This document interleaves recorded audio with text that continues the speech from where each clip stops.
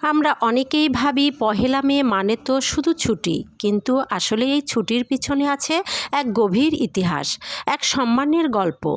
পহেলা মে মানে কি? এটা এমন একটা দিন যেদিন সারা দুনিয়া একসঙ্গে মাথা নত করে সম্মান জানায় সেই মানুষগুলোকে যারা শ্রম দেন, ঘাম ঝরান আর আমাদের জন্য প্রতিদিনের জীবনটা সহজ করে তোলেন। এই দিনটার সূচনা হয়েছিল অনেক বছর আগে, 1886 সালে আমেরিকার শিকাগো শহরে। তখন শ্রমিকদের দিনে 12 থেকে 14 ঘন্টা পর্যন্ত কাজ করানো হতো, কিন্তু তার কোনো সঠিক মজুরি বা বিশ্রাম নিরাপত্তা ছিল না। তখন কিছু সাহসী শ্রমিক প্রতিবাদ করে বলেছিলেন, আমরা মানুষ, আমাদেরও সময়, পরিবার, বিশ্রামের অধিকার আছে। তারা চাইছিলেন দিনে 8 ঘন্টা কাজ, 8 ঘন্টা বিশ্রাম আর 8 ঘন্টা নিজের ও পরিবারের জন্য সময়। এই দাবির জন্য আন্দোলন হয়েছিল হে মার্কেট স্কয়ার নামের জায়গায়। দুঃখজনকভাবে সেই আন্দোলনে অনেক শ্রমিক প্রাণ হারান, কিন্তু তাদের আত্মত্যাগ বৃথা যায়নি। সেই ঘটনার পর অনেক দেশে শ্রমিকদের অধিকার স্বীকৃতি পায়।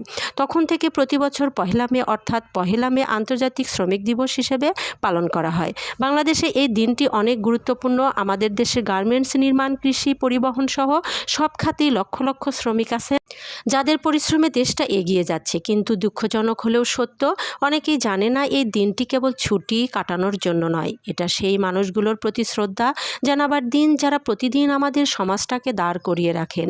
এক একজন রিক্সা চালক, নির্মাণ শ্রমিক, দোকান কর্মচারী, পোশাক শ্রমিক কিংবা বাড়ির গৃহকর্মী, তারা কেউই ছোট নন। এরা না থাকলে আমাদের স্বাভাবিক জীবন থমকে যেত। পহেলা মে মানে আমাদের শেখায় শ্রম মানে সম্মান, কাজকে ছোট করে দেখার কিছু নেই, ঘামে ভেজা মুখ ও গর্বের প্রতীক।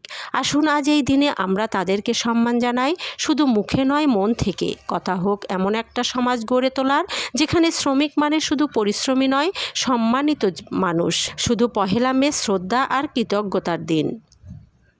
ভিডিওটি যদি ভালো লেগে থাকে তাহলে শেয়ার করুন, একজন শ্রমিককে সম্মান জানানোর অংশ হিসেবে, কারণ এই পৃথিবী ঘোরে তাদের পরিশ্রমেই।